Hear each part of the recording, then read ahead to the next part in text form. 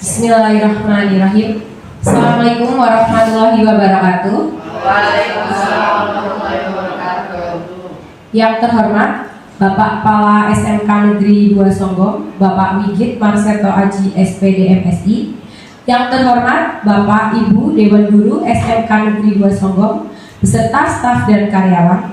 Puji syukur alhamdulillah kita panjatkan kehadiran Allah Subhanahu wa taala karena pada hari ini kita bisa hadir dan berkumpul di ruangan ini dalam rangka berbagi praktek baik, diseminasi, implementasi budaya positif melalui keyakinan kelas di SMK Negeri 2 Songgom.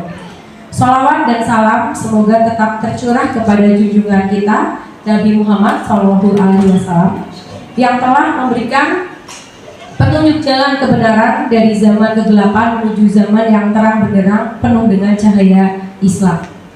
Bapak Ibu yang saya hormati, sebelum kegiatan berbagi praktik baik, diseminasi, implementasi budaya positif melalui keyakinan kelas di SMK Negeri 2 Songgom dimulai, saya mohon izin untuk membacakan susunan acara pada pagi hari ini. Adapun susunan acara pada pagi hari ini sebagai berikut. Yang pertama pembukaan, yang kedua menyanyikan lagu Indonesia Raya, yang ketiga sambutan kepala sekolah, yang keempat penyajian materi, yang kelima sesi tanya jawab, yang keenam kesimpulan, dan yang ketujuh adalah penutup. Acara yang pertama yaitu pembukaan. Marilah kita mulai acara dengan membaca basmalah. Bismillahirrahmanirrahim. Acara yang kedua yaitu menyanyikan lagu Indonesia Raya. Bapak Ibu dimohon untuk berdiri.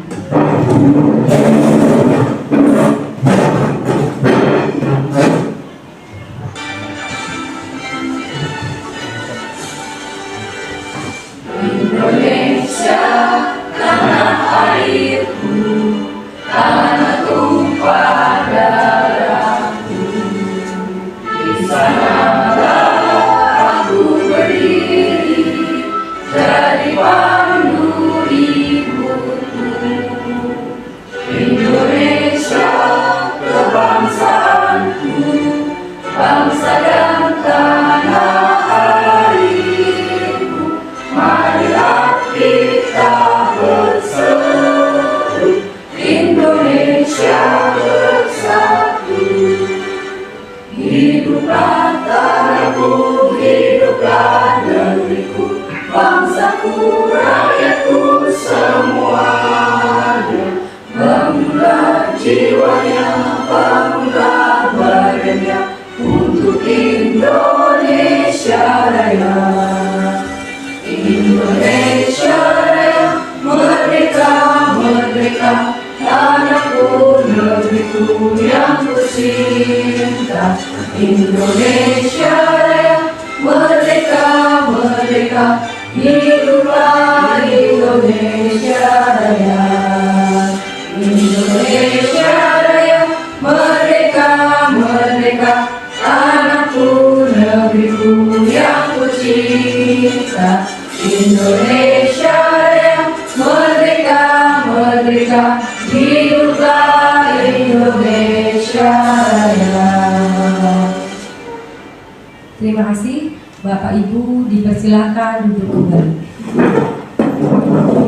Acara selanjutnya yaitu sambutan Kepala Sekolah Kepala SMK Negeri 2 Songgom Bapak Wigit Marseto Aji SPD MSI yang akan diwakilkan oleh Wakil Kurikulum Bapak Nurohuddin SPD. Kepada beliau kami silakan.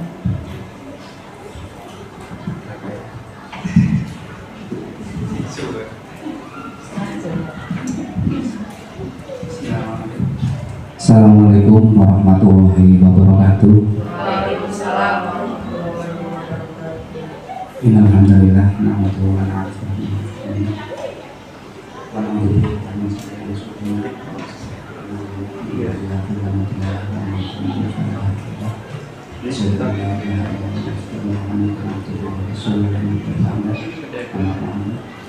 yang saya hormati Bapak dan Ibu Guru SMK 2 Songgom.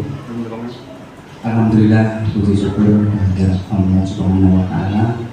Hari ini kita bisa berkumpul bersama, bersilaturahmi dalam keadaan sehat walafiat tanpa kurang apapun. Selanjutnya sholawat dan salam senantiasa kita curahkan kepada junjungan kita Nabi Agung Nabi Muhammad SAW. Mudah-mudahan kita mendapatkan syafaat.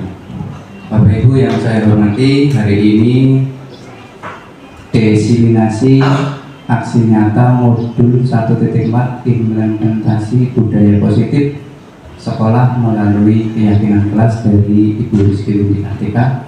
Yang pertama saya ucapkan selamat kepada Bapak dan Ibu guru penggerak angkatan 9 yang sudah lulus kemarin. Alhamdulillah sudah ada yang sudah lulus. Jadi bertambahlah guru penggerak di SMK Negeri 2 Sombong. Dan sekarang yang sedang menjalani proses pendidikan, ada beberapa orang juga sedang menjalani proses. Mudah-mudahan nanti dapat berjalan dengan lancar sampai lulus seperti yang dilaksanakan oleh angkatan 9. Alhamdulillah kemarin ada beberapa orang, tidak 4 orang angkatan 9 sudah lulus, dinyatakan lulus menjadi guru penggerak. Semakin banyak guru penggerak di SMK Negeri 2 Sombong tentunya akan membawa manfaat yang lebih untuk sekolah kita SMK Negeri 2 Sombong. Dengan adanya banyak guru penggerak, ini akan membawa banyak perubahan di SMK Negeri 2 Sombong. Ini kebetulan sekali ini modul 1.4 di budaya, karena Bapak Ibu calon guru penggerak dan Bapak Ibu guru SMK Negeri 2 Sombong, bahwa pendidikan ini tidak lepas atau akan selalu berdampingan dengan kebudayaan. Pendidikan itu satu satuan dengan kebudayaan, di mana proses pendidikan ini merupakan proses dari kebudayaan. Nah, menurut Ki Hajar Dewantara ini bahwa pendidikan ini bagian dari proses dari pendidikan ini. Jadi menurut Ki Hajar Dewantara tidak hanya ingat sosiologi saja, tapi filosofinya banyak. Termasuk pendidikan merupakan menuntun, terus termasuk pendidikan adalah bagian dari kebudayaan juga. Karena semakin kita berproses melalui pendidikan, maka akan tercipta budaya. Nah, dengan adanya banyak guru penggerak ini menciptakan budaya-budaya yang baru di sekolah kita, akan membawa dampak yang positif untuk kemajuan SMK Negeri 2 Sombong. Jangan khawatir Bapak Ibu, semuanya nanti akan berproses. Kita misalkan saja, Pak Dwi punya pensil Pak Dwi? Ada yang punya pensil? Ya ini, amin. Contoh saja ini Bapak Ibu, pensil ini ketika kita baru beli, ya, ketika baru beli bisa digunakan apa tidak? Tidak. Tentunya tidak bisa digunakan. Untuk menggunakan pensil ini kita harus diserut. Bisa pakai silet, bisa pakai rautan, bisa pakai oyotan kata Pak Dwi. Ini proses yang sangat panjang sampai pensil ini habis. Nantinya sampai pensil ini habis untuk digunakan. Begitu juga ini Bapak Ibu yang sedang menjalani proses pendidikan calon guru penggerak. Ini adalah proses dari pengembangan kompetensi Bapak Ibu semua agar dapat berguna, agar dapat bisa digunakan. Memang prosesnya tidak mudah. Seperti ini pensil ini diserut pakai silet yang tajam, sakit buatan kalau misalkan sakit, prosesnya sakit, capek, sakit, berdarah-darah, bahkan kata Pak Dwi sampai berdarah-darah. Tapi itulah proses. Jadi nanti yang penting Bapak Ibu jalani prosesnya, bersabar. Walaupun sakit, berdarah-darah, sampai nanti akan indah pada waktunya. Iya, seperti itu. Jadi gambarannya seperti itu Bapak Ibu. Jangan menyerah sampai akhirnya kita nanti akan mendapatkan gelar guru penggerak. Dan gelar guru penggerak ini sebenarnya tanggung jawabnya luar biasa, ya, terhadap diri sendiri, terhadap lingkungan, dan terhadap Tuhan Yang Maha Esa. Itu yang paling penting. Jadi jangan sampai kita mengikuti kegiatan pendidikan guru penggerak ini hanya untuk mendapatkan sertifikat saja. dan itu nanti tidak akan membawa manfaat untuk siapa-siapa, tapi membawa manfaat terutama untuk diri kita sendiri dan keluarga kita, lingkungan kita. Itu yang luar biasa di pendidikan guru penggerak. Kalau sudah mengalaminya, kemarin yang angkatan 9 sudah mengalaminya, itu tidak hanya diterapkan di lingkungan sekolah saja, tapi di lingkungan keluarga kita. Ada coaching, ada mentoring, ada budaya positif. Budaya positif ini, pendidikan ini itu awalnya itu yang paling dasar fondasinya itu di keluarga. Jadi budaya positif ini bagaimana kita menciptakan budaya di keluarga kita, di rumah saja. Itu paling tidak kita membawa manfaat untuk diri kita, pribadi kita, agar ada perubahan yang lebih baik. Budayanya tercipta karena budaya ini tercipta karena adanya pendidikan. Jadi pendidikan itu tidak hanya di sekolah, tapi mindsetnya mulai sekarang, bahkan nanti kita tularkan ke teman-teman kita bahwa pendidikan itu tidak hanya di sekolah, tapi pendidikan itu di dalam diri kita, di rumah tangga, sampai di lingkungan. Bahwa pendidikan juga diwajibkan dari gendongan kita lahir sampai dengan kita nanti di liang lahat. Mudah-mudahan kita tetap semangat, tetap berproses, bahwa kita akan menjalani pendidikan, bahwa belajar itu sepanjang hayat, dan kita tidak hanya belajar tapi harus menjadi pembelajar. Dengan kita menjadi pembelajar, pasti kita akan belajar, seperti itu. Mudah-mudahan Bapak Ibu guru semua yang sedang menjalani proses pendidikan calon guru penggerak tetap semangat, selalu termotivasi, agar nantinya membawa manfaat untuk diri kita sendiri dan keluarga, terutama untuk lingkungan, terutama untuk pendidikan di Indonesia. Itu saja dari saya. Kurang lebihnya mohon maaf apabila ada perkataan yang kurang berkenan di hati Bapak Ibu. Mohon maaf yang sebesar-besarnya. Billahi taufiq wal hidayah. Assalamualaikum warahmatullahi wabarakatuh. Waalaikumsalam warahmatullahi wabarakatuh. Terima kasih kami ucapkan kepada Bapak Nurul SPD yang telah memberikan sambutannya. Acara selanjutnya adalah penyajian materi berbagi praktik baik, diseminasi, implementasi budaya positif melalui keyakinan kelas di SMK Negeri 2 Songgom yang akan disampaikan oleh Ibu Rizky Windy Kartika SPD selaku calon guru penggerak angkatan 10. Kepadanya kami persilahkan.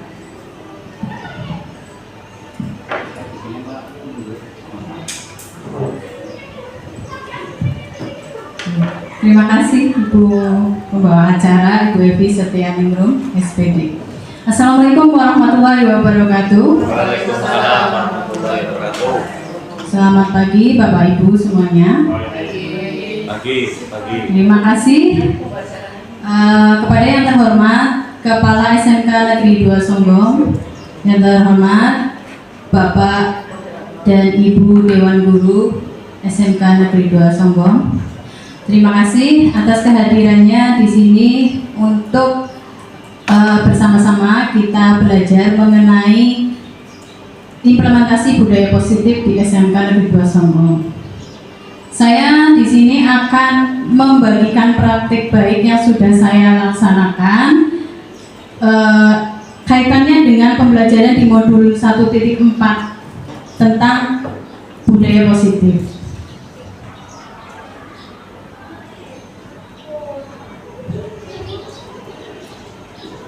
Nah, di sini sebelum saya menyajikan materi untuk diseminasi, saya akan meminta pendapat dari Bapak dan Ibu guru sekalian nih, tentang 3 hal ini. Yang pertama, hukuman, ini ada pernyataan. Hukuman dapat mendisiplinkan anak. Setuju atau tidak? Tidak. Ada yang bersedia menyertakan alasannya, Bapak Ibu? Bukti. Terima kasih atas kesempatannya.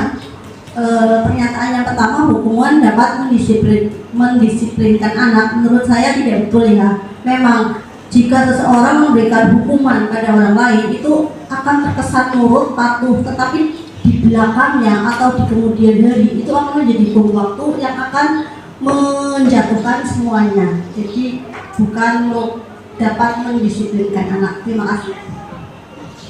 Ya, terima kasih Bu Uki. Untuk pernyataannya tidak setuju nih Bu Uki. Ya, yang kedua, pemberian hukuman dengan hal positif seperti membaca atau membersihkan halaman sekolah dapat meningkatkan disiplin anak. Setuju atau tidak Bapak Ibu? Setuju? Alasannya? Monggo, ada yang mau menyampaikan? Bu Linda. Oke, untuk pernyataan yang kedua, pemberian hukuman dengan hal positif seperti membaca atau membersihkan halaman sekolah dapat meningkatkan disiplin anak. Ya, saya setuju dengan pernyataan tersebut karena dengan memberikan hukuman atau memberikan efek jelas sebenarnya ya ke anak dengan hal-hal yang positif seperti membaca atau membersihkan halaman, hal itu juga akan memberikan kebiasaan yang baik ke anak bahwa membaca itu kan masuk dalam literasi ya. Nanti berarti akan ada ilmu-ilmu baru yang akan mereka dapatkan. Kemudian untuk membersihkan halaman itu juga menjadi kebiasaan yang baik supaya siswa atau murid-murid di sekolah itu bisa cinta kebersihan. Terima kasih Bu Linda. Ya, jadi Bu Linda setuju dengan pemberian hukuman dengan hal positif seperti membaca atau membersihkan halaman sekolah dapat meningkatkan disiplin anak. Yang ketiga, pernyataannya adalah memberi penghargaan dapat meningkatkan motivasi belajar anak. Setuju atau tidak? Setuju. Ya, Ibu Rosa, monggo alasannya kenapa setuju? Bu Rosa, wajib Bu Rosa. Ya, setuju.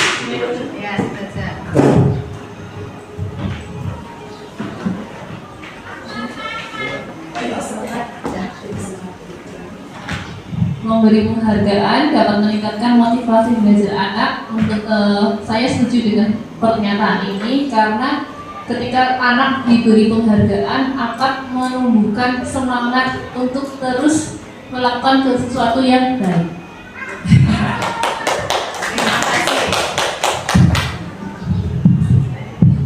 Terima kasih Bapak Ibu atas pendapatnya. Tadi setuju dan tidak setuju dengan pernyataan ini. Mari kita belajar bersama Bapak Ibu tentang sebenarnya bagaimana sih apa itu hukuman dan apa itu motivasi atau penghargaan. Apa perlu kita berikan kepada anak didik atau tidak? Nah, di sini akan kita pelajari itu. Yang pertama, disiplin positif dan nilai-nilai kebijakan universal. Nah, sekarang kita bermain sesuatu Bapak Ibu. Cari pasangan masing-masing berdua-dua. Saya nggak punya pasangan. Itu Windra sendiri. Nggih, sama Bu. Pasangan. Nggih. Saya bagikan kertas nggih. Ini Bu Pur sama Bu Uki. Bu Nita sama Bu Linda. Bu Ros sama Bu Eni dan Bu Teti sama Bu Evi. Satu pasang satu kertas saja. Pak Angga monggo dengan Bu Anggi. Nggih. Pak Angga dan Bu Anggi. Bu Angga dan Bu Anggi nggih monggo. Ya. Dua-dua nggih. Sekarang bagi tugas Bapak Ibu. Di sini ada dua peran A dan peran B. Monggo siapa yang mau menjadi A, siapa yang mau menjadi B? A. Oke. Sekarang A. Coba si A tulislah satu mimpi yang ingin Bapak Ibu itu wujudkan dalam hidup Bapak Ibu. Satu mimpi. Nah, mimpinya dirahasiakan, jangan sampai si B tahu. Ada yang nggak bawa ini? Bawa nggak? Ya, monggo si A. Ya si pribadi boleh atau harapan misalnya saya pengen naik haji atau saya pengen umroh atau saya apa kayak gitu. Satu harapan dalam hidup Bapak Ibu yang ingin sekali Bapak Ibu itu wujudkan. Menikah, ya terus menikah.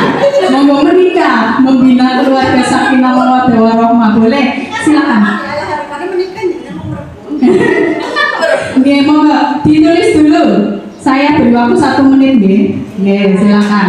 Ditulis dulu harapannya. Harapannya apa dalam kehidupan ini, mau merealisasikan apa yang pengen diwujudkan banget, itu apa? Jangan sampai si B tahu ya.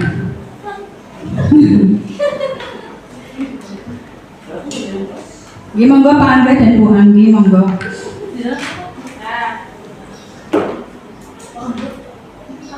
Sudah nggih? Sudah. Sekarang mimpi dan harapan itu diremas-remas, dikepalkan di tangan. Nah, sekarang tugas si B adalah membujuk. Kalau membujuk untuk mendapatkan mimpinya si A. Membujuk, kalau dibujuk nggak bisa dirayu, kalau dirayu nggak bisa diancam, kalau diancam nggak bisa, pokoknya apa saja, menghalalkan saja segala cara untuk meraih mimpinya si A. Ya mau boleh? Boleh, silakan. Nah, si A tugasnya mempertahankan mimpinya, jangan sampai direbut oleh si B. Nih, monggo. Ya, silakan. Silakan, jangan ya si A, jangan sampai melepaskan mimpi. Jangan sampai digenggam Bapak Ibu, itu mimpinya Bapak Ibu, mimpinya. Jangan sampai mimpinya diraih oleh orang lain. Ayo sampai dapat. Saya kasih waktu 30 detik lagi. 1, 2, 3, 4, 5, 6, 7, 8, 9, 10, 11, 12, 13, 14, 15, 16, 17, 18, 19, 20, 21, 22, 23, 24, 25, 26, 27, 28, 29, 30. Sudah Bapak Ibu? Ya. Ada yang merebut sama si B? Tidak ada. Ya. Semuanya dipertahankan ya Bapak Ibu ya. Ya, itu mimpi harus kita pertahankan, jangan sampai ada orang lain yang bisa merebutnya dari kita, gitu ya. Nah, apa yang akan terjadi dari sini? Nah, tadi yang sudah kita praktekkan bersama-sama. Nah, kita akan belajar di sini mengenai teori kontrol atau ilusi kontrol. Bahwa ilusi guru mengontrol murid. Kemudian ilusi bahwa kritik membuat orang merasa bersalah dapat menguatkan karakter. Ilusi bahwa ilusi bahwa semua penguatan positif efektif dan bermanfaat. Ilusi bahwa orang dewasa memiliki hak untuk memaksa. Nah, apa ini yang dinamakan ilusi kontrol? Nah, kita akan pelajari ini. Kalau makna disiplin, saya yakin Bapak dan Ibu guru semuanya sudah paham dengan yang namanya makna disiplin. Kita juga setiap hari sudah menerapkan ini semua ya. Disiplin berasal dari kata disiplina ya, dari bahasa Latin dan lain sebagainya. Ini saya yakin Bapak Ibu guru sudah tahu. Kita sudah sering mempelajari mengenai kedisiplinan. Nah, kedisiplinan di sini yang akan kita bahas adalah mengenai nilai-nilai kebajikan universal. Nilai-nilai kebajikan adalah sifat-sifat positif manusia yang merupakan tujuan mulia yang ingin dicapai setiap individu. Nilai-nilai tersebut bersifat universal lintas bahasa, suku bangsa, agama maupun latar belakang. Di sini ada teori dari Dr. William bahwa setiap perilaku itu memiliki tujuan. Kita melakukan sesuatu pasti kita punya tujuan. Kenapa kita melakukan sesuatu itu? Dengan mengkaitkan nilai-nilai kebajikan yang dimiliki oleh seseorang, maka motivasi intrinsiknya akan terbangun, sehingga menggerakkan motivasi dalam diri untuk mencapai tujuan yang mulia yang diinginkan. Nah, dari kebajikan universal ini akan muncul dalam diri kita motivasi dari dalam, bukan dari orang lain ya, tapi dalam diri kita. Tumbuh sendiri dalam hati nurani kita, sehingga nilai-nilai tersebut akan menciptakan profil pelajar Pancasila. yang berupa beriman dan bertakwa kepada Tuhan, mandiri, bernalar kritis, kebinekaan global, kemudian gotong royong dan kreatif. Jadi diharapkan profil pelajar Pancasila ini akan tumbuh dari dalam atau dari intrinsik peserta didik itu sendiri. Nah, kemudian tentang teori motivasi, hukuman, dan penghargaan dan restitusi.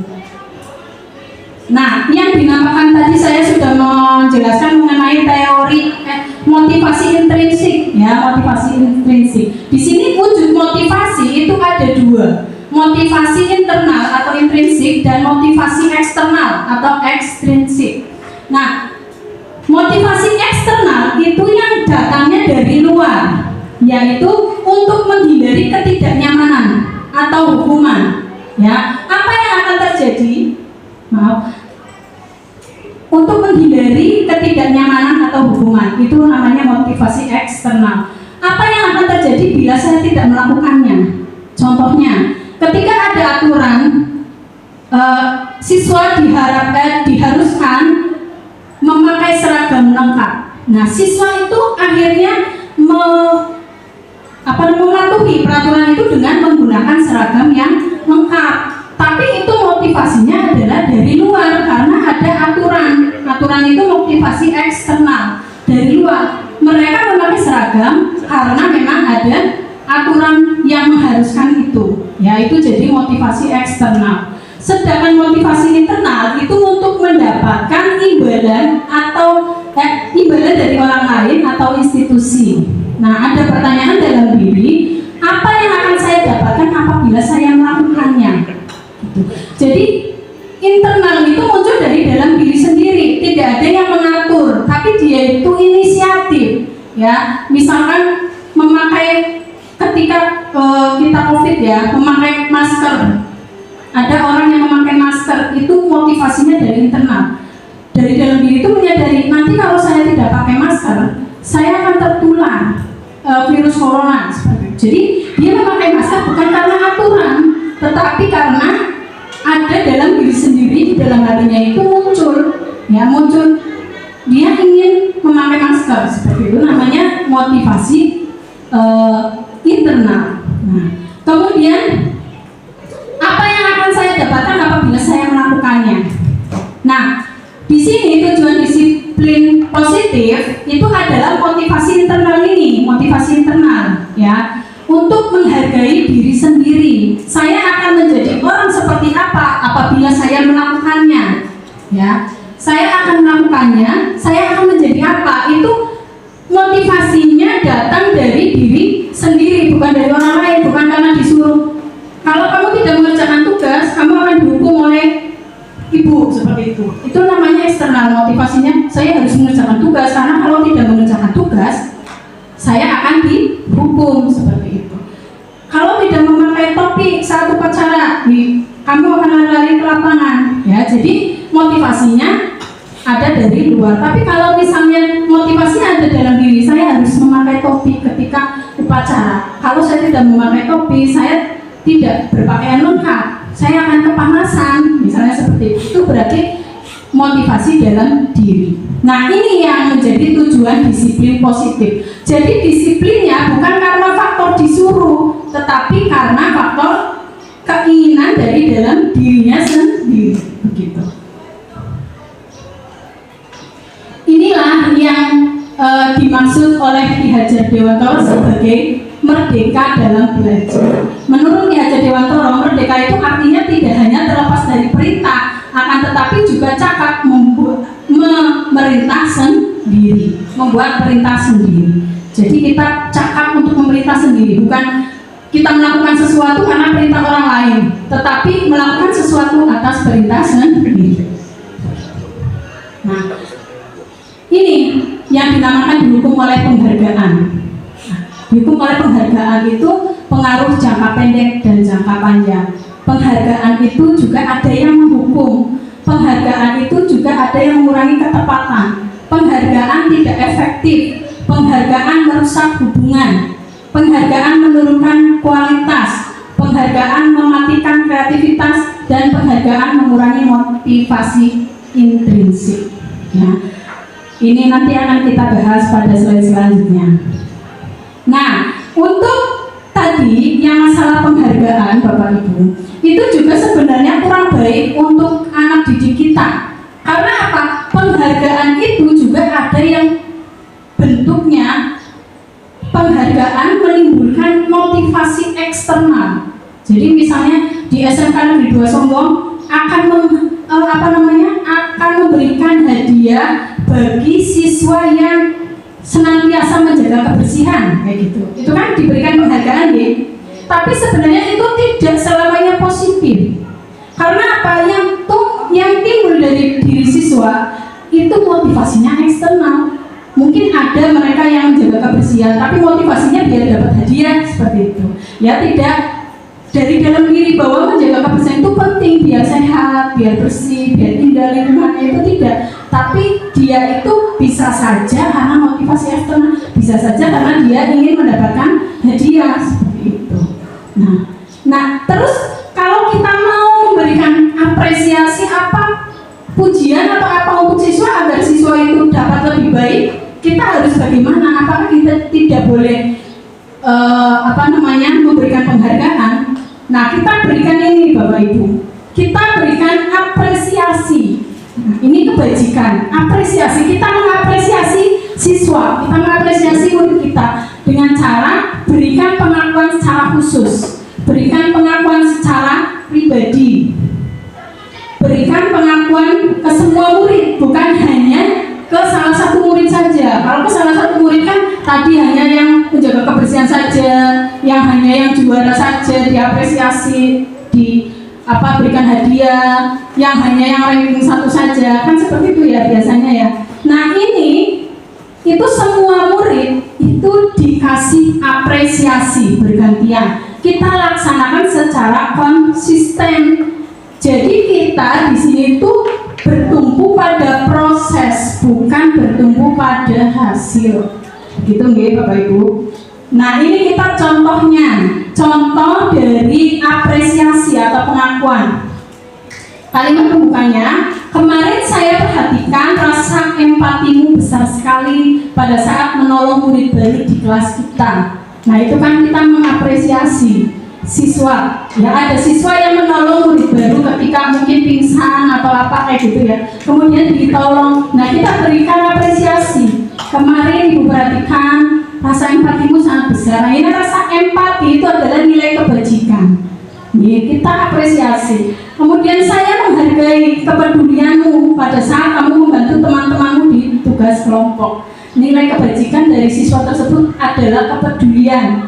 Kita apresiasi itu. Kemudian terima kasih untuk rasa tanggung jawabmu pada saat memungut kertas-kertas yang berserakan di lantai. Ya, itu juga kita apresiasi. Nah, itu lebih efektif dan lebih baik untuk para murid kita daripada kita memberikan penghargaan. Karena ini nilai-nilai kebaikan ini itu muncul dari dalam diri siswa sendiri. Ya, kalau misalnya ada anak pingsan kemudian ada yang tiba-tiba menolong, itu kan tidak karena ada hadiahnya kan Bapak Ibu, karena mereka punya rasa empati begitu. Teman saya pingsan berarti saya harus menolong seperti itu. Ini yang harus kita apresiasi kepada murid-murid kita dan kita laksanakan secara konsisten. Nah, ini Bapak Ibu ada beberapa hukuman dan konsekuensi. Bapak Ibu tentunya sudah tahu apa itu hukuman, apa itu konsekuensi. Di sini ada contoh hukuman. Mencatat 100 kali di dalam buku kalimat. Di dalam buku kalimat saya tidak akan terlambat lagi karena anak itu terlambat sekolah. Jadi ada guru yang menyuruh anak didiknya untuk mencatat 100 kali di buku. Saya tidak akan terlambat lagi, saya tidak akan terlambat lagi sampai 100 kali. Itu merupakan suatu hukuman. Kalau kita lihat Bapak Ibu yang belum terisi ini, kita pilih-pilih ini apakah hukuman, apakah konsekuensi ya? Coba yang pertama, lari mengelilingi lapangan basket 2 kali karena terlambat hadir di sekolah. Hukuman atau konsekuensi? Hukuman. Murid diminta push up 15 kali karena tidak menggunakan masker. Hukuman atau konsekuensi? Hukuman. menggantikan kertas tugas teman yang telah dicoret-coret, hukuman atau konsekuensi? Konsekuensi. Membersihkan tumpahan air di meja tulis karena tersenggol pada saat belajar, konsekuensi. Murid disuruh untuk mengenakan sepatu seharian di sekolah karena tidak mengenakan sepatu hitam, sepatu seharian di sekolah karena tidak memakai sepatu hitam, tidak mengenakan mungkin ya? Iya, tidak. Hukuman D, lari mengelilingi lapangan basket 2 kali karena terlambat 10 menit. Konsekuensi? Iya, di pelajaran kan? Iya. Konsekuensi, ya. Jadi kita lihat apa itu konsekuensi, apa itu hukuman. Hukuman adalah suatu yang menyakitkan dan harus terjadi.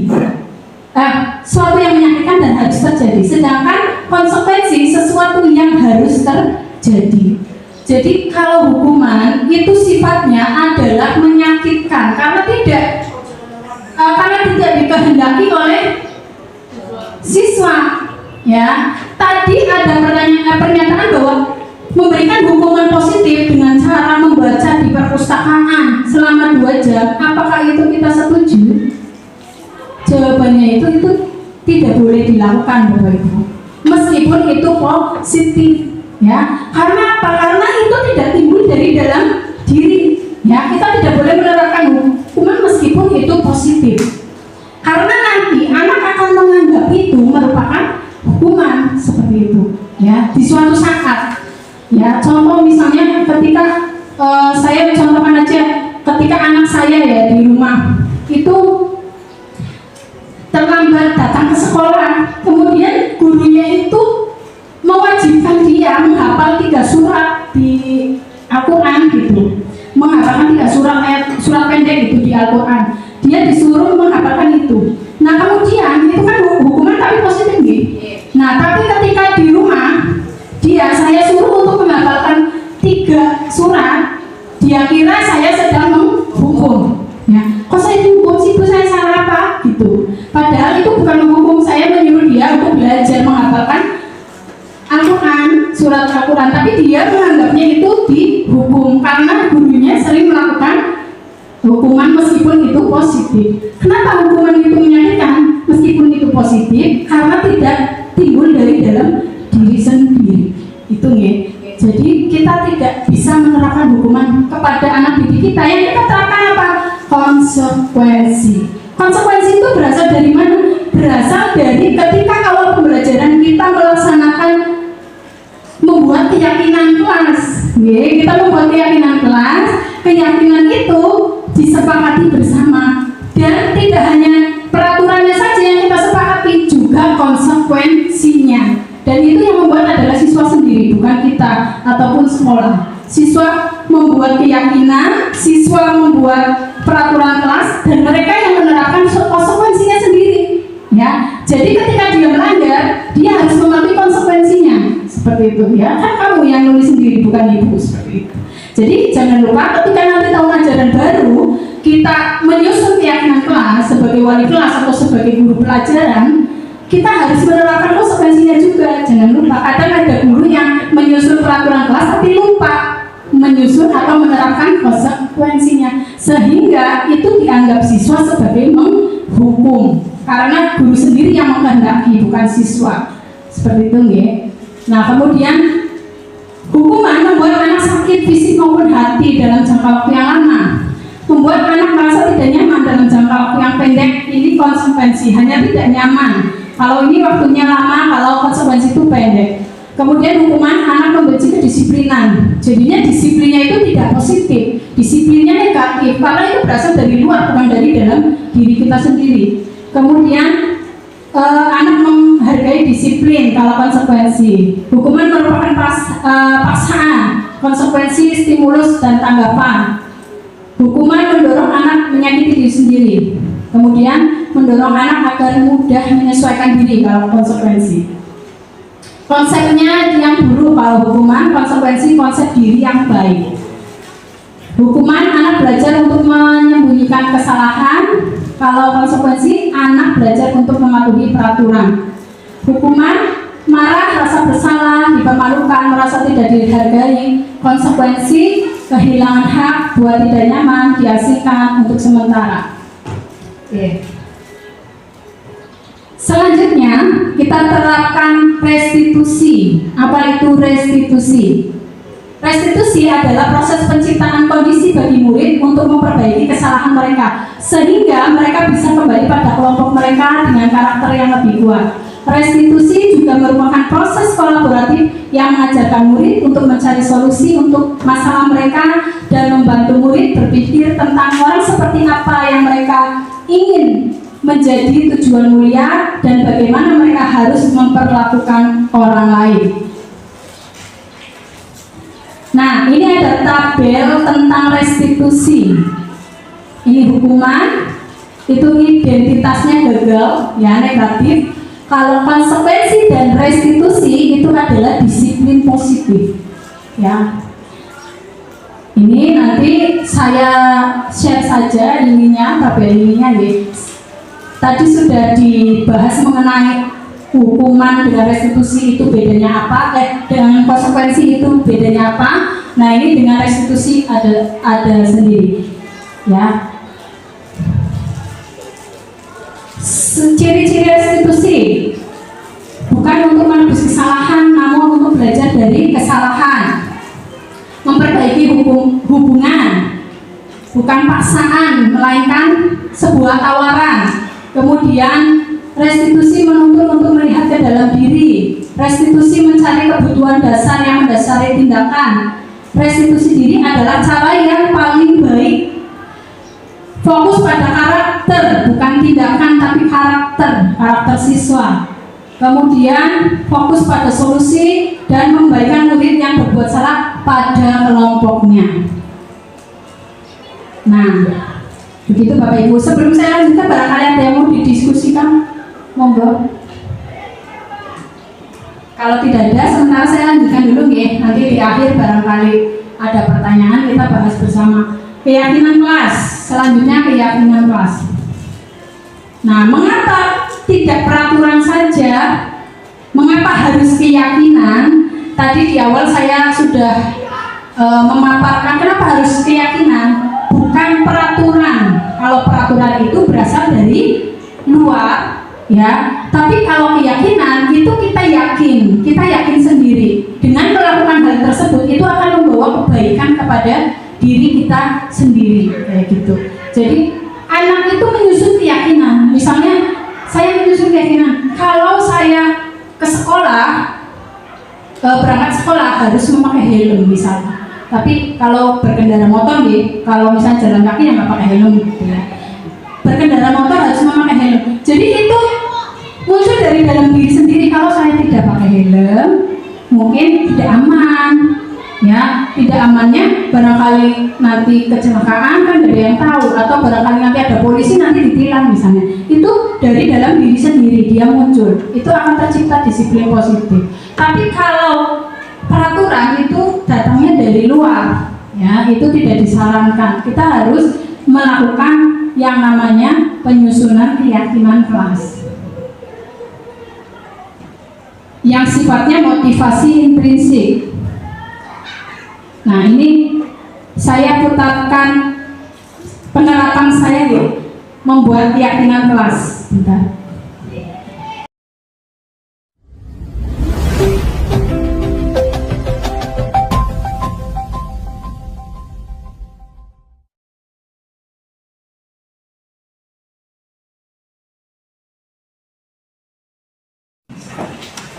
Assalamualaikum warahmatullahi wabarakatuh. Waalaikumsalam warahmatullahi wabarakatuh. Selamat pagi. Pagi. Ya, terima kasih. Sehat semua ya hari ini ya? Alhamdulillah. Ada yang nggak berangkat hari ini? Ada. Gina. Kenapa Gina? Sakit. Gina saja ya? Satu ya? Iya. Mudah-mudahan cepat sembuh ya kalian yang sehat-sehat, juga jaga kesehatan agar tidak sakit. Oke, sebelum pembelajaran dimulai ya, kita berdoa dulu. Berdoa di bersama. Selesai. Terima kasih. Nah, sebelum kita memulai pembelajaran diharuskan untuk membuat sebuah keyakinan kelas ya. Keyakinan kelas atau biasanya kita sebut sebagai kesepakatan ya. Kalian pada waktu kelas 10 kan pernah diajarkan norma ya. Norma itu kan aturan. Itu kan di dalam kelas juga kita tahu ada yang namanya aturan atau norma yang harus kita sepakati. Tetapi biar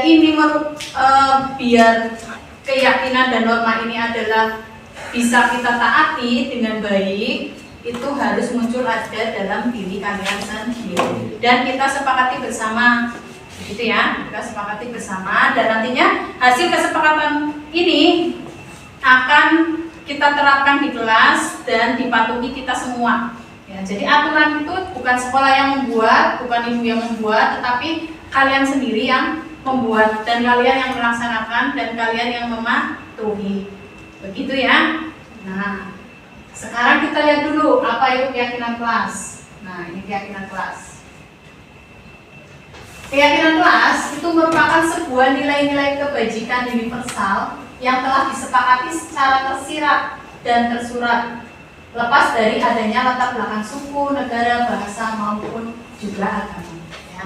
Jadi kita nanti akan menyusun ya keyakinan kita, ya keyakinan kita sepakati dan akan kita laksanakan, begitu ya. Nah, setelah ini nanti kita bersama-sama menyusun. Yang pertama langkahnya adalah ibu akan membagikan sticky note yang berwarna kuning, ya. Yang berwarna kuning ini nanti kalian isi masing-masing satu. Apa sih yang kalian inginkan untuk menjaga keteraturan kelas? Ya, misalnya berangkat tepat waktu atau memakai seragam yang lengkap atau apa seperti itu ya. Tetapi ini harus sesuai dengan keyakinan kalian. Maksudnya sesuai dengan keyakinan apa, Bu? Maksudnya ya, kalian itu kan punya sebuah harapan ya, aturan untuk aturan kelas ya. Tapi kalian yakin akan aturan tersebut. Misalnya ke sekolah harus memakai helm. Kalau misalnya naik motor, kalau jalan kaki ya nggak usah pakai helm ya. Ya kalau naik motor harus pakai helm. Kalian yakin kenapa harus pakai helm? Kenapa? Biar selamat, menghindari kecelakaan dan lain sebagainya. Jadi aturan yang kalian buat itu memang keyakinan saya yakin melakukan itu. Ya kan, misalnya jaga kebersihan, saya yakin menjaga kebersihan karena apa? Kalau saya tidak menjaga kebersihan akan apa? Sakit, kotor, tidak indah, kayak gitu kan ya. Jadi apa yang kalian tuliskan di sini itu sesuai dengan keyakinan bahwa kalau saya tidak melaksanakan itu, ya itu akan seperti ini, gitu ya. Tapi yang kalian tulis hanya aturannya saja. Nah, paham ya? Ada pertanyaan? Tidak ada.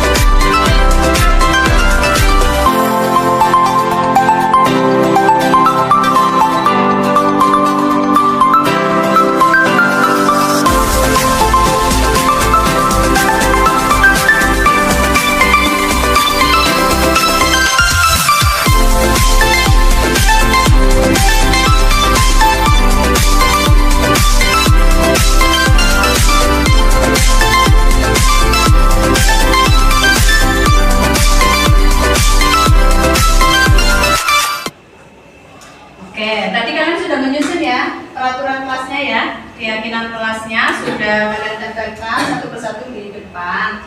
Nah, tadi kan kalian sudah menempelkan norma-norma yang harus kalian patuhi di kelas ini kan. Nah, sekarang kalau misalnya kalian tidak mematuhi keyakinan yang kalian buat sendiri, itu konsekuensinya apa? Ya, jadi kalian kita tidak menerapkan hukuman, kita hanya menerapkan konsekuensi. Misal, kalian tadi menulis memakai seragam dengan lengkap. Nah, kalau tidak memakai seragam dengan lengkap, konsekuensinya apa? Misalkan disuruh pulang membawa pakaian yang lengkap, kembali lagi ke sekolah membawa pakaian yang lengkap, atau misalnya tadi kalian menulis keyakinan menjaga kebersihan. Kalau tidak menjaga kebersihan, konsekuensinya apa? Misalnya saya akan membersihkan ruang kelas sendirian, misalkan seperti itu ya. Paham ya? Jadi sesuai dengan keyakinannya tadi. Kalau keyakinannya tadi menulis bahwa menjaga kebersihan, berarti konsekuensinya ya berhubungan dengan kebersihan. Ya, jangan misalnya keyakinannya menjaga kebersihan, konsekuensinya nanti akan lari-lari keliling lapangan gitu. Itu kan gak nyambung ya. Jadi sesuai dengan keyakinannya, konsekuensinya apa. Begitu ya. Jadi saya akan bagikan sticky note berwarna pink untuk menulis konsekuensinya apa dari keyakinan yang sudah kamu buat tadi. Paham? Bisa ya? Oke.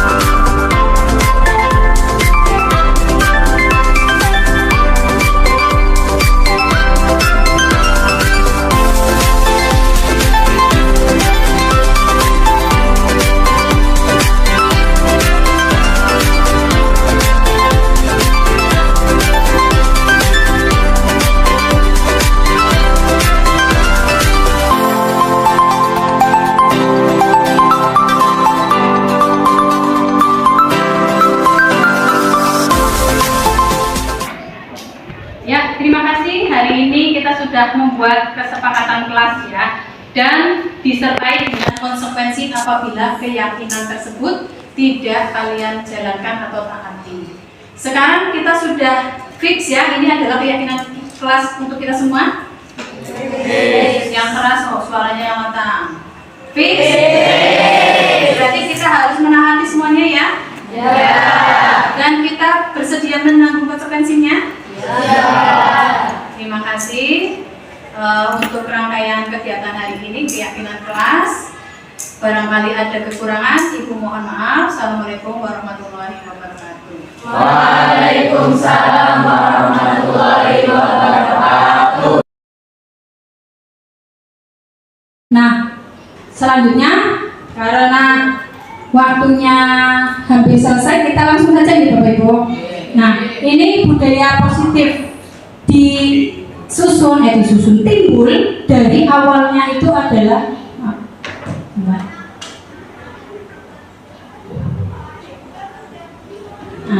nanti ini kita saksikan bersama di YouTube. Nah, ini dari peraturan kelas tadi, peraturan yang harusnya bukan peraturan, kita buat yang namanya keyakinan kelas. Nah, kita buat keyakinan kelas. Dari keyakinan kelas, karena itu timbul dari intrinsik siswa, dari dalam diri siswa, maka siswa itu akan menciptakan lingkungan yang positif.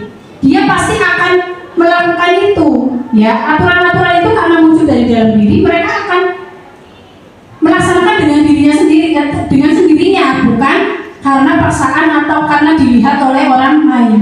Ya, seperti kita melakukan sholat 5 waktu kan karena kita yakin bahwa itu adalah ibadah, dan kalau ditinggalkan itu akan mendapatkan dosa. Itu kan kita melakukan disiplin positif nih. Ya, karena ada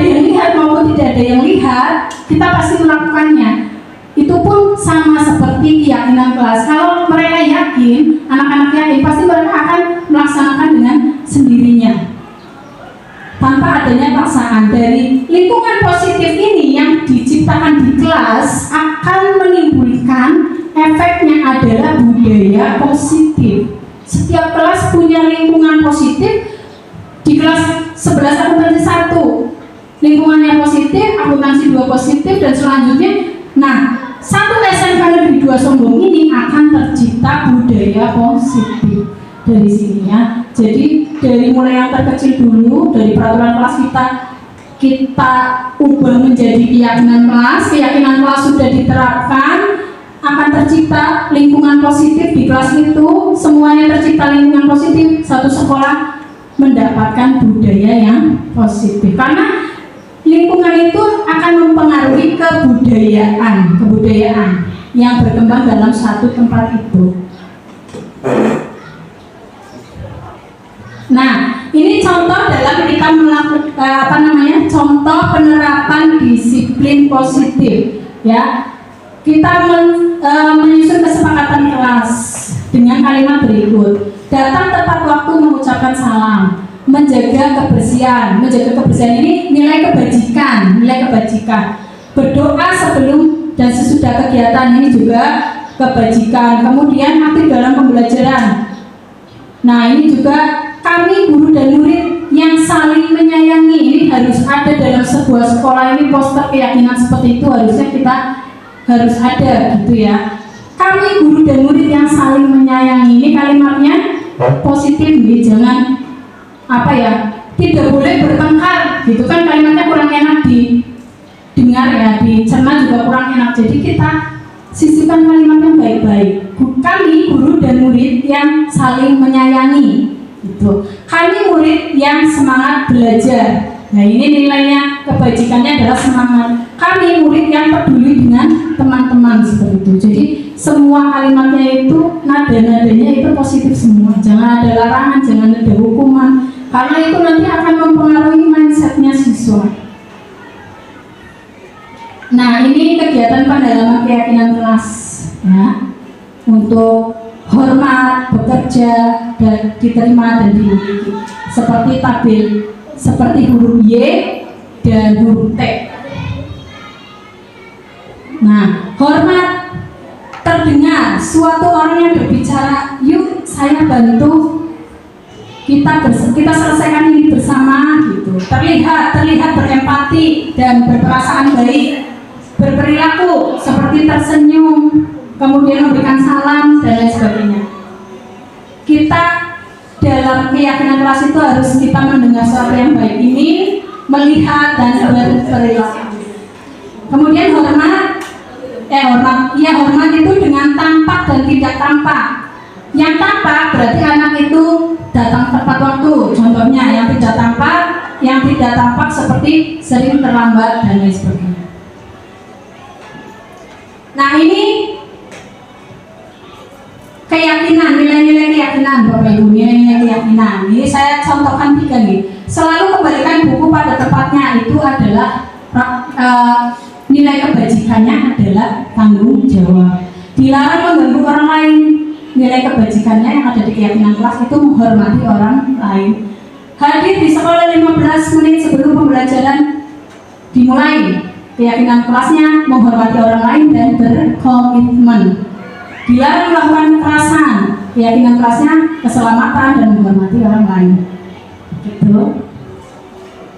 Selanjutnya langsung saja mengenai kebutuhan dasar manusia. Kita sebagai manusia itu punya kebutuhan dasar yang semestinya harus dipenuhi. Apa saja kebutuhan-kebutuhan tersebut? Adalah kasih sayang dan rasa diterima. Kasih sayang dari keluarga, kasih sayang dari teman-teman sekeliling kita, kasih sayang dari murid dan guru dan lain sebagainya. Kemudian penguasaan, kesenangan dan kebebasan. Ini keempat ini yang membuat kita semangat untuk bertahan hidup. Kalau ada salah satu dari ini itu hilang, pasti rasa kita untuk bertahan hidup itu akan terkikis nih Bapak Ibu ya. Jadi kita ini harus dipenuhi kebutuhan 5 ini. Posisi kontrol. Nah, selanjutnya posisi kontrol. Sebagai seorang guru kita harus memiliki posisi kontrol. Sebagai apa saja dalam posisi ini itu kita sebagai apa saja? Posisi kontrol guru itu sebagai penghukum. 1. Sebagai orang merasa bersalah, membuat orang merasa bersalah. 2. Ya. Yang ketiga sebagai teman, yang keempat sebagai pemantau, dan yang kelima sebagai manajer. Nah, yang kurang baik atau yang gagal, posisi kontrol yang gagal itu yang 2 ini Bapak Ibu, penghukum dan membuat orang merasa bersalah. Ya, ini 2 posisi kontrol ini tidak baik dan harusnya kita tidak boleh menerapkan itu di anak didik kita. Kita ganti sebagai kita terapkan untuk mengganti ini dengan posisi kita sebagai teman, pemantau atau manajer. Contoh, posisi penghukum adalah guru berbuat menghardik, menyindir, menyakiti, memarahi anak, itu berarti menghukum. Coba kamu pusat 5 kali misalnya ya, itu menghukum anak gitu ya, dan itu tidak baik. Kemudian membuat orang merasa bersalah ya, berceramah mengatakan seharusnya kamu itu harus berbuat baik, ibu kecewa sekali kenapa kamu seperti itu, jadi ibu yang gagal mendidik kamu sebagai seorang guru gitu. Itu menjadikan siswa itu merasa dirinya itu bersalah ya. Guru itu terus memojokkan siswa sehingga dia merasa bersalah gitu. Itu tidak baik kita terapkan. Yang baik kita terapkan adalah posisi kontrol sebagai teman ya, membuatkan alasan-alasan untuk muridnya, kita memposisikan diri sebagai teman, kemudian memantau juga ya, dan sebagai manajer yaitu dengan cara mengajukan pertanyaan-pertanyaan, tetapi tidak boleh menjas gitu atau apa kayak gitu, ditanyakan dulu ya tuh. Nah, dari 5 posisi kontrol ini sebagai penghukum, pembuat rasa bersalah, teman, pemantau, dan manajer, coba kita terapkan di sini Bapak Ibu. Ketika ada kalimat saya kecewa sekali dengan kamu, itu posisi kita sebagai apa? Penghukum.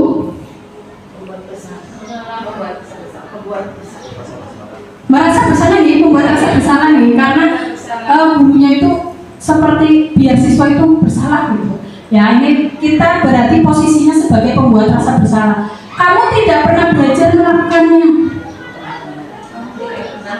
Kamu tidak pernah belajar melakukannya. Penghukum ya, penghukum. Jadi sudah pokoknya tidak ada alasan kamu itu nggak becus gitulah ibaratnya, kamu nggak bisa melaksanakan itu, penghukum. Ayolah lakukan demi ibu, demi bapak, ayolah gitu. Teman ya. Apakah kamu bisa mendapatkan stiker bintang hari ini? Pemantau. Bagaimana kamu bisa menyelesaikan masalah ini? Manajer. Betul. Kamu selalu yang paling terakhir. Penghukum ya. Jadi ini ada posisi kontrol ya, Bapak Ibu, luar biasa sekali. Baru saja tadi saya tidak bersama ya. Saya mau menyampaikan materi ini saja saya belajarnya 2 hari 2 malam. Ya, Bapak Ibu langsung bisa gitu ya. Ya, siapa dulu presenternya? Gitu ya. Terus, nah ini bergerak antara peraturan, pemantau, konsekuensi dengan nilai-nilai manajer dan memperbaikinya. Itu kalau kamu tidak ini, saya akan ini. Itu berarti ini ya. Kemudian apa yang kamu yakini, bagaimana memperbaiki masalah ini, berarti nilai-nilai manajer. Ya. Nah, terakhir ini kayaknya, terakhir segitiga restitusi. Nah, segitiga restitusi tahapannya ada 3 nih Bapak Ibu. Nanti kita setelah bagian ini saya akan jelaskan satu-satu. Yang pertama menstabilkan identitas, kemudian validasi kebutuhan, dan menyatakan keyakinan.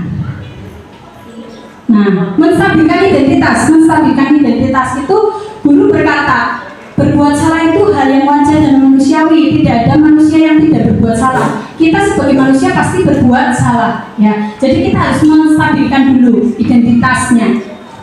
Kemudian validasi kita sebagai guru bisa bisa langsung berkata, kamu bisa saja melakukan hal yang lebih buruk mungkin, tapi kamu tidak melakukannya kan? Itu divalidasi seperti itu. Apa kamu pasti punya alasan kenapa kamu melakukannya? Atau apa yang penting bagi kamu? Atau dengan kata-kata yang lain. Jadi divalidasi tindakannya. Kemudian menanyakan keyakinan. Nah, keyakinan yang sudah dibuat tadi ditanyakan kembali. Apa nilai yang dipercaya? Keyakinan apa yang ada di kelas kita gitu? Nilai-nilai universal apa yang telah kita sepakati? Nilai-nilai apa saja yang telah kamu langgar? Seperti itu. Nah, untuk lebih menjelaskan lagi mengenai ini, segitiga restitusi tentang menstabilkan identitas, kemudian validasi tindakan, dan menanyakan keyakinan, coba kita saksikan video yang ini. Kisah pertama adalah Gina marah kepada Ani karena dituduh menjadi provokator. Suatu hari, Gina mendapatkan kabar bahwa dirinya telah dituduh menjadi provokator ketika ia dituduh meninggalkan Aurel sendirian di lapangan selesai pembelajaran olahraga. Sinyal. Lalu pada keesokan harinya, Gina ditemani oleh Aurel menemui Ani hingga sebuah perpustakaan. Pada waktu itu, Ani sedang bermain gadget. Dengan penuh emosi, Gina memaki-maki Ani.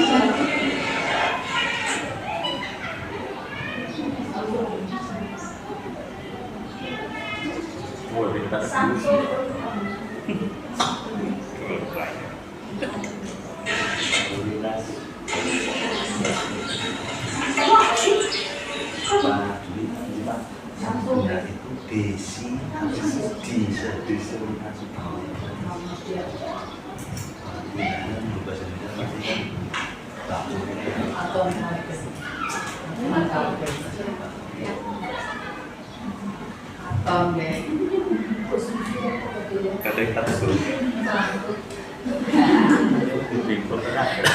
tapi itu sinyal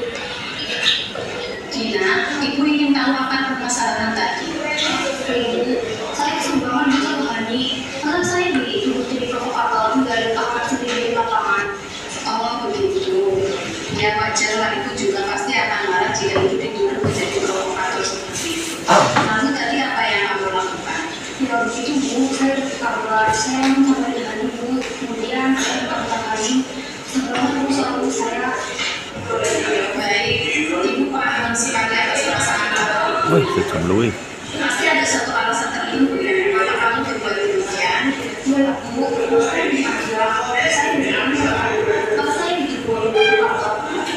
Ya betul. Mempertahankan harga diri itu memang hal yang sangat penting bagi kita. Untung tadi kamu tidak bertindak bebas lagi, hanya bentar-bentar. Iya Bu, emang saya masih bisa sabar, cuma bentar-bentar aja. Tapi saya udah kesel banget sama Hani. Nah, mari kita hayati bersama. Kira-kira tindakan kami tersebut tadi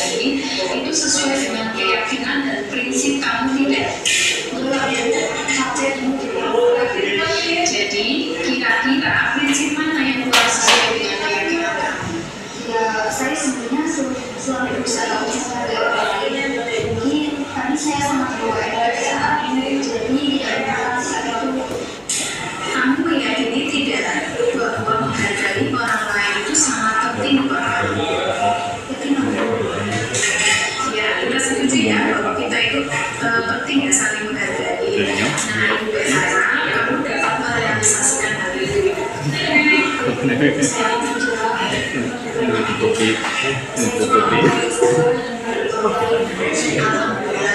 senang sekali.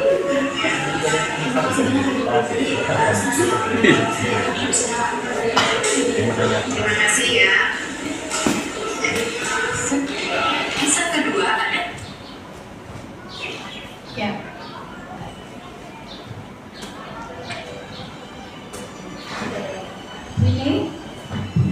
Nah, ini tadi ada kisah tentang Hani dan Gina itu ribut-ribut, ya. Terutama Gina, dia itu merasa diprovokasi oleh Hani karena pada saat hari kemarin Aurel itu ditinggal sendirian di lapangan, seperti semacam dibully gitu ya. Tetapi si Hani itu dituduh oleh Gina bahwa itu adalah yang memprovokatori Gina gitu, itu Hani yang ngomong sama teman-temannya gitu. Akhirnya si Gina itu melabrak si Hani. Kamu bener nggak tadi kata Aurel, kamu itu yang ngomong sama teman-teman bahwa saya itu meninggalkan dia di lapangan gitu. Terus dia ribut-ribut. Nah, guru menyamperin mereka, ada apa ini ribut-ribut? Si Gina ngomong, ini Bu, si Hani, dia itu menuduh saya menjadi provokator untuk meninggalkan Aurel gitu. Kemudian si guru itu memanggil Gina, ya sudah, Hani kamu ke kelas, kemudian Gina, ayo kamu ikut ibu gitu. Kita terapkan segitiga restitusi di sini dengan menstabilkan identitas. Tadi kamu itu ada masalah apa? Nah, kemudian dijawab oleh si Gina. Itu teman-teman katanya teman-teman mendapatkan kabar bahwa saya memprovokatori untuk meninggalkan Aurel sendirian di lapangan seperti itu. Kemudian divalidasi tindakan, Terima kasih kami ucapkan pada Ibu Rizky Windy Kartika SPD yang telah berbagi praktik baik, diseminasi, implementasi budaya positif melalui keyakinan kelas di SMK Negeri 2 Songgom secara terperinci. Semoga apa yang disampaikan oleh Ibu Rizky Windy Kartika SPD dapat memberikan pencerahan kepada kita semua. Tepuk tangan untuk Baik, selanjutnya adalah sesi tanya jawab. Setelah apa yang sudah disampaikan Bu Rizky Windy, kita tiba ke sesi tanya jawab tentang berbagi praktik baik, implementasi budaya positif melalui keyakinan kelas yang telah disampaikan oleh Bu Rizky selaku narasumber. Kepada Bapak Ibu Dewan Guru, kami persilahkan untuk menanggapi atau bertanya terkait pemaparan tentang berbagi praktik baik, diseminasi, implementasi budaya positif melalui keyakinan kelas. Maka dari itu, untuk Bapak Ibu petanya diharapkan mengangkat tangan dan menunggu kami mempersilahkan. Silakan kepada Bapak Ibu guru yang ingin menanyakan tentang budaya positif melalui keyakinan kelas. Bu, kepada Ibu Nur Aini SPD kami persilahkan.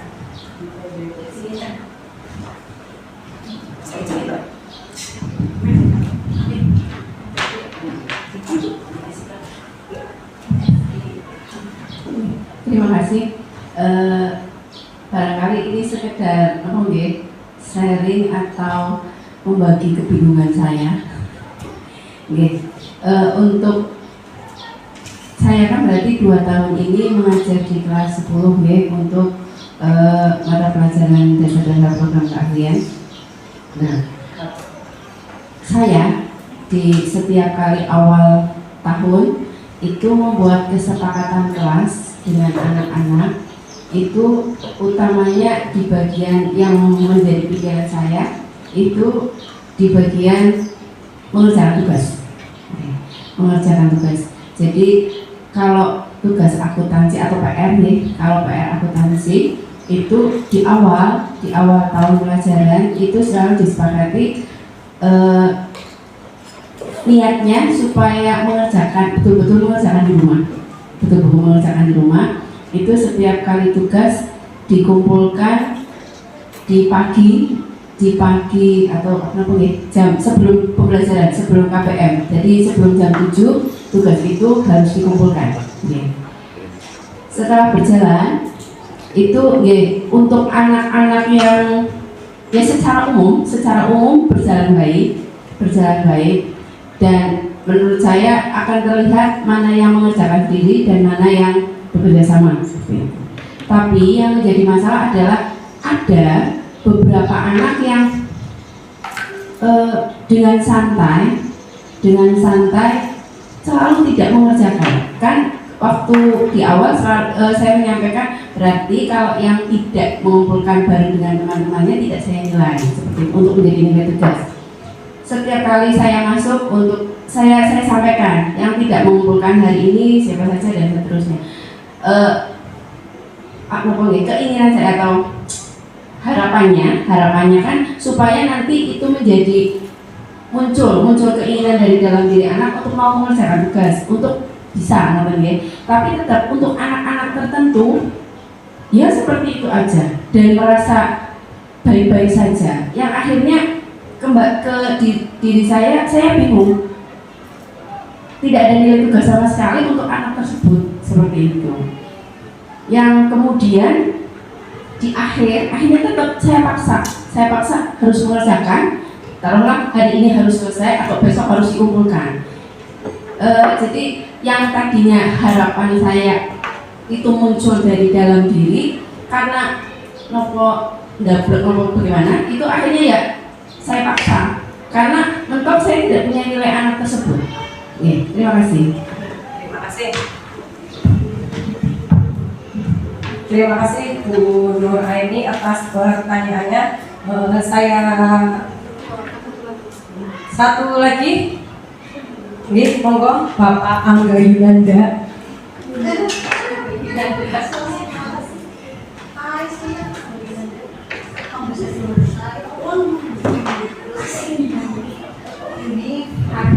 Kepada Bapak Angga Yunanda kami persilakan. Baik, Assalamualaikum warahmatullahi wabarakatuh. Waalaikumsalam warahmatullahi wabarakatuh. Terima kasih atas. Untuk tadi mengenai keyakinan kelas yang disusun Bu Eni sebagai guru mapel akuntansi di kelas 10, yang harapannya Bu Eni itu pengen tidak sebagai motivasi eksternal, tetapi agar siswa itu punya kemauan dalam diri sendiri, punya motivasi dalam diri untuk mengerjakan tugas itu. Nah, kaitannya dengan keyakinan kelas atau kesepakatan kelas, kan tadi keyakinan nih. Kalau kita setelah itu kan kita dapat yang namanya kesepakatan. Nah, ketika kesepakatan itu sudah disusun dengan konsekuensinya, itu Bu ini berarti sudah betul langkahnya. Asalkan sudah ditandatangani semua siswa dan itu sudah menjadi kesepakatan, itu sudah betul. Berarti siswa dalam hal itu ketika menyusun, mereka mungkin ada motivasi, ya nanti saya akan mengerjakan tugas, saya akan mengerjakan tugas tepat waktu seperti itu. Tapi ketika lambat laun semakin ke sana semakin ke sini, atau semakin ke sini semakin ke sana gitu kan, siswa itu ada yang tidak mengerjakan, ada yang ini, berarti dia melanggar keyakinan dan melanggar kesepakatan, dan dia harus mengerjakan konsekuensinya, dan itu sudah disepakati. Makanya tadi saya katakan bahwa ketika kita membuat keyakinan kelas atau kesepakatan kelas harus disertai dengan konsekuensinya dan harus disetujui. Konsekuensinya itu bersamaan dengan keyakinan kelas yang disusun harus disetujui oleh siswa semuanya. Jadi ketika siswa itu tidak mengerjakan tugas, kemudian Bu Eni itu tidak mau menilai, itu bukan karena hukuman dari Bu Eni, tapi itu konsekuensi yang diterima oleh siswa seperti itu. Asalkan tadi sudah ada kesepakatan konsekuensi dengan siswa, itu maka sudah benar. Tapi untuk mengatasi bagaimana menimbulkan motivasi intrinsik dari siswa, karena kita juga 100% tidak bisa seperti motivasi di dalam diri itu juga susah. Nah itu kita perlu bantuan kolaborasi dengan guru lain. Kita tidak bisa bekerja sendiri. Kita juga punya saling ketergantungan. Tapi saling ketergantungan itu yang positif dengan guru lain. Contohnya kita melibatkan BK, gitu. BK kita libatkan. Bagaimana biar anak ini punya motivasi di dalam diri. Karena di SMK itu berbeda dengan di sekolah lain. SMK itu sekolah kejuruan yang dia itu memilih program keahlian, seharusnya itu ada dalam dirinya sendiri ingin di program keahlian itu. Tetapi kadang ada siswa yang sebenarnya tidak ingin di program keahlian itu, tetapi dia masuk situ. Misalnya nggak mau di akuntansi, tapi karena adanya itu ya di akuntansi. Nah itu perlu bimbingan dari guru BK juga. Jadi kita tidak bisa bekerja sendiri, Bu Eni tidak bisa, harus sharing dengan guru yang lain. Seperti itu. Terima kasih. Terima kasih Bu Windy atas penjelasannya. Untuk pertanyaan selanjutnya yaitu dari Pak Angga Yunanda. Pak Angga sudah melaksanakan atau membuat keyakinan kelas yang sudah disepakati. Namun beberapa anak itu sering lupa akan kesepakatan kelas yang sudah dibuat oleh Pak Angga dan siswanya. Nah, bagaimana cara agar anak itu mau melaksanakan keyakinan kelas dan tidak lupa? Lalu bagaimana strateginya agar anak mempunyai konsekuensi dari apa yang keyakinan kelas yang sudah disepakati? Terima kasih. Terima kasih Bapak Angga atas pertanyaannya. Untuk mengatasi biar tidak lupa, kalau saya sendiri menurut implementasi yang sudah saya lakukan itu dengan cara menempel keyakinan-keyakinan kelas itu di kelas masing-masing. Kan kemarin saya juga sudah melakukan itu dengan siswa itu membuat keyakinan, silakan kemudian ditempelkan di kelas. Ya, jadi setiap hari mereka itu akan membaca terus. Keyakinan itu akan membaca terus, itu akan menjadikan semacam masukan ke dalam otak itu namanya sugesti ya, terus-terusan karena tertanam di otak dibaca. Kalau tidak dibaca, kalau dia tidak dibaca dengan sendirinya, setiap kita mau pelajaran luangkan waktu sedikit untuk bersama-sama mencermati dulu keyakinan yang sudah dibuat. Jadi setiap hari kita ingatkan, setiap hari kita mau mulai pelajaran kita ingatkan. Jadi keyakinan kelas ini ya, ada yang perlu ditambahkan atau dikurangi? Masih ingat nggak keyakinannya kayak gitu? Masih mau yang dikurangi atau ditambahi? Silakan gitu. Jadi kita berusaha mengingatkan setiap harinya seperti itu. Dan kalau misalnya tadi dengan konsisten ya Bu, bagaimana cara menerapkan strateginya dengan konsisten? Itu melalui proses. Pada saat kita memberikan penghargaan atau apa, itu kita apresiasi anak dalam proses pembelajaran. Kita itu selalu siswa itu harus kita apresiasi, dikomentari, di apa gitu ya, yang hubungannya dengan keyakinan kelas. Misalnya tidak memakai kaos kaki yang seharusnya warnanya, misalnya. Terus kita apresiasi dulu tindakan positifnya apa, misalnya dia habis buang sampah gitu, terus oh iya Mbak, bagus sekali ya kamu menjaga kebersihan, jadi membuang sampah pada tempatnya. Tapi kok Bapak lihat warna kaos kakinya beda ya gitu. Jadi kita apresiasi dulu dengan penguatan positif, kemudian kita mengkomentari dan tanyakan keyakinannya. Tadi yang sudah disampaikan oleh Bu Rizky Windy, kita dapat menerapkan keyakinan kelas yang tentunya dengan konsekuensinya. Dengan memberikan konsekuensi bukan hukuman, itu akan menumbuhkan rasa motivasi internal dari dalam peserta didik. Selanjutnya kita dapat menerapkan segitiga restitusi dalam persoalan di sekolah. Kita juga bisa menerapkan model belajar dengan 5 posisi kontrol, dan yang terakhir adalah memahami atau memenuhi kebutuhan dasar manusia. Karena pada dasarnya siswa juga butuh perhatian, butuh kasih sayang. Terima kasih. Sesi tanya jawab sudah selesai. Selanjutnya yaitu penutup. Demikian berbagi praktik baik, disementasi, implementasi budaya positif melalui keyakinan kelas di SMK Negeri 2 Songgom. Semoga kita tetap terjaga kesehatan sehingga dapat menjalankan aktivitas kita dengan atau tanpa kendala apapun. Sebelum saya tutup acara ini, jika dalam membacakan susunan acara terdapat kekeliruan baik kalimat, ucapan maupun tingkah saya mohon maaf yang sebesar-besarnya.